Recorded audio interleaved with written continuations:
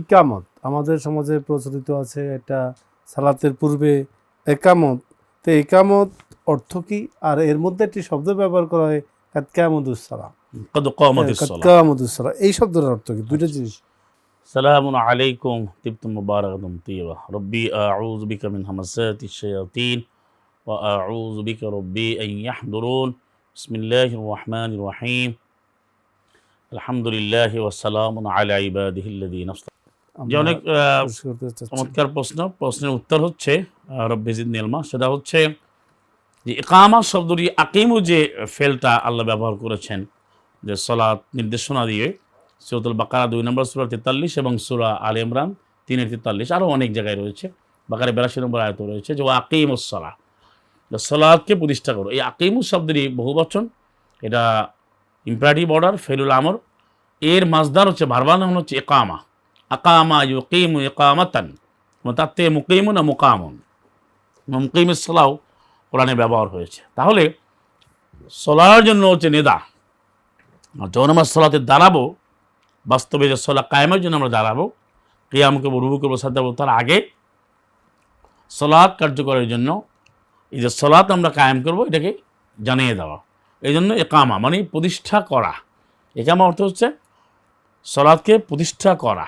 তা প্রতিষ্ঠা করার জন্য আমরা ওই শব্দগুলোই বলবো কোরআন ভিত্তিক, যে আল্লাহু আকবার, আল্লাহু আকবার, আকিমুসসালাহ, আকিমুসসালাহ।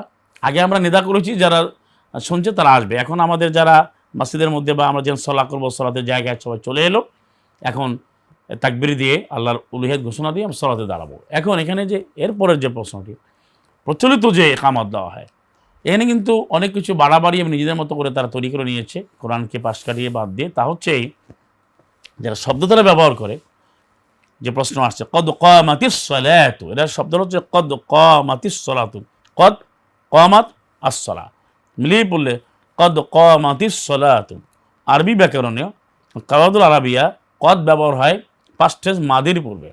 মাদির পূর্বে কদ আসলে মাদি করিব হয়। এখানে মুয়ান্নাসের সিগা, এটা কদ আস-সালাত হচ্ছে গোলতলা মুয়ান্নাসের চিহ্ন।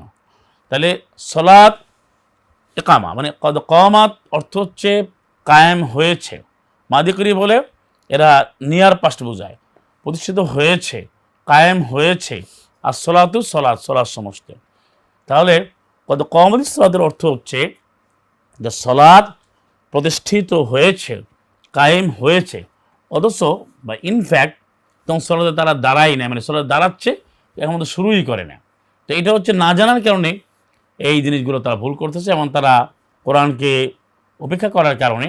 বরং আল্লাহ আদেশ করেছেন আকিমুসসালাহ, এ কোরআনে আয়াত সরাসরি, তোমরা সলাতে কায়েম করো।